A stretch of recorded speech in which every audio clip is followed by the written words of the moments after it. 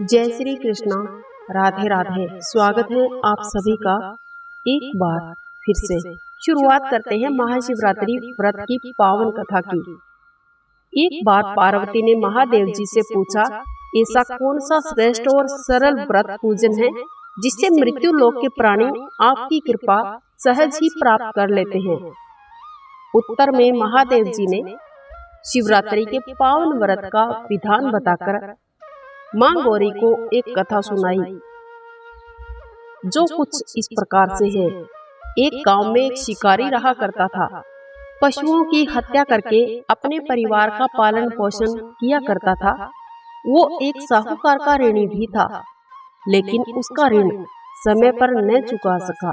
क्रोधवश साहूकार ने शिकारी को शिव मठ में बंदी बना लिया। संयोग से उस दिन महाशिवरात्रि भी थी। शिकारी बड़ा ही ध्यान मग्न होकर महादेव जी की स्तुति सुन रहा था और पूरे दिन भूखा भी रहा। संध्या होते ही साहूकार ने उसे अपने पास बुलाया और ऋण चुकाने के विषय में बात की। शिकारी अगले दिन सारा ऋण लौटाने की बात कहकर वचन देकर अपने बंधन से मुक्त हो जाता है। अपनी दिनचर्या की भांति वो जंगल में फिर से शिकार के लिए निकल जाता है, लेकिन दिन भर बंदी गृह में रहने के कारण भूख प्यास से बड़ा ही व्याकुल था।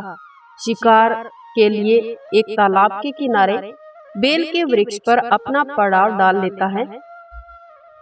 बेल वृक्ष के नीचे शिवलिंग भी था, जो बेल पत्रों से ढका हुआ था। शिकारी को उसका पता न चला। पड़ाव बनाते समय उसने जो टहनियां तोड़ी, वो संयोग से शिवलिंग पर जाकर गिर गई। इस प्रकार दिन भर भूखे प्यासे रहकर शिकारी का व्रत भी हो गया और शिवलिंग पर बेल पत्र भी चढ़ गए। एक प्रहर की रात्रि बीत जाने के बाद एक गर्भिणी मृगी तालाब पर पानी पीने पहुंचती है। शिकारी ने धनुष पर तीर चढ़ाकर जो ही प्रत्यंचा खींची, मृगी बोली, मैं एक गर्भिणी हूँ और शीघ्र ही प्रसव करने वाली हूँ। तुम एक साथ दो जीवों की हत्या भला कैसे कर सकते हो, जो उचित भी नहीं है। मैं अपने बच्चों को जन्म देकर शीघ्र ही तुम्हारे पास लौट आऊंगी, तब तुम मुझे मार लेना। शिकारी ने प्रत्यंचा ढीली कर दी और मृगी झाड़ियों के पीछे लुप्त हो गई। कुछ देर बाद एक मृगी और उधर से निकली।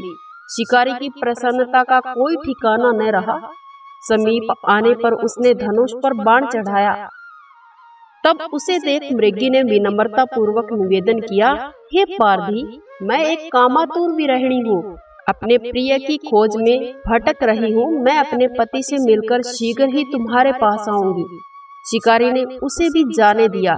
जब दो शिकार खोकर उसका माथा ठनका तो वो चिंता में पड़ गया। रात्रि का आखिरी प्रहर भी बीत रहा था।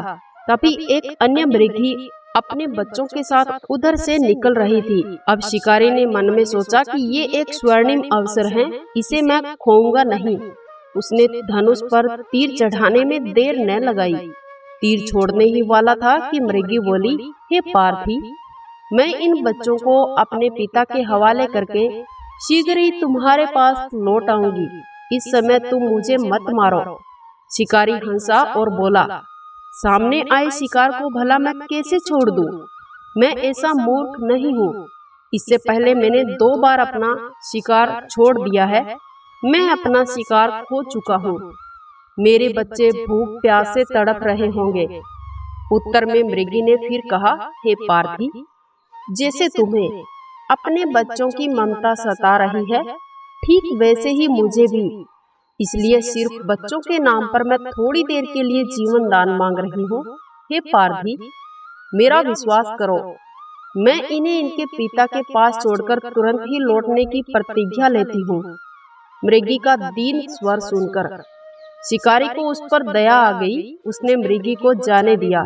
शिकारी अब शिकार के अभाव में बेल पत्र पर बैठा बेल पत्र तोड़कर नीचे फेंकता जा रहा था।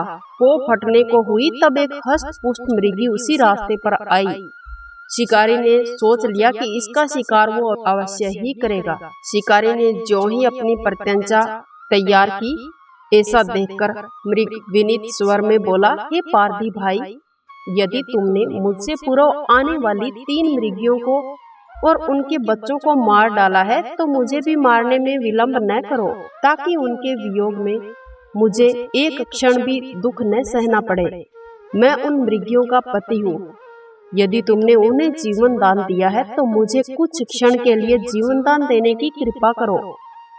मैं उनसे मिलकर तुम्हारे सामने जल्द ही उपस्थित हो जाऊंगा। मृग की बात सुनते ही शिकारी के सामने पूरी रात का घटना चक्र घूम गया। उसने सारी कथा मृग को सुना दी। तब मृग ने कहा, मेरी तीनों पत्नियां जिस प्रकार प्रतिज्ञाबद्ध होकर गई हैं, मेरी मृत्यु से अपने धर्म का पालन न कर पाएगी।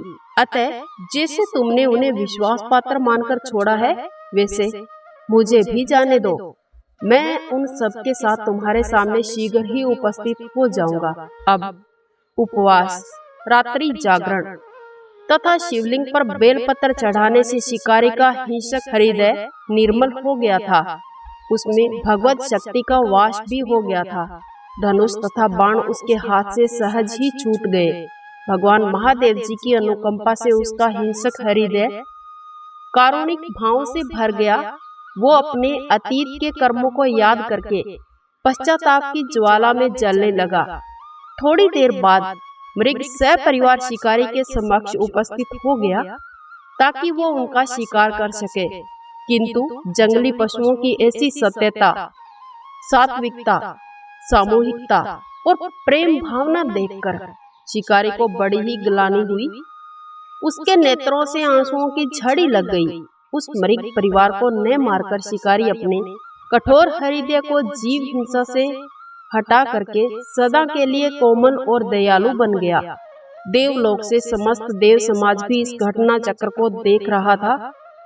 घटना की परिणति होते ही देवी देवताओं ने पुष्प वर्षा की और शिकारी तथा मृग परिवार को मोक्ष की प्राप्ति हुई। बोलिए ओम नमः शिवाय। हर हर महादेव। जय मां पार्वती।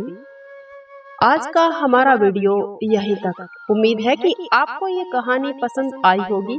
अगर अच्छी लगी है तो इसे लाइक कीजिएगा, शेयर कीजिएगा। इसके साथ साथ यदि आपने अभी तक हमारे चैनल को सब्सक्राइब नहीं किया है तो सब्सक्राइब करके बेल आइकन अवश्य प्रेस कर लेना, ताकि आने वाले हर एक वीडियो का नोटिफिकेशन आपको सबसे पहले मिल सके। मिलते हैं नेक्स्ट वीडियो में। वंदे मातरम। जय श्री कृष्णा।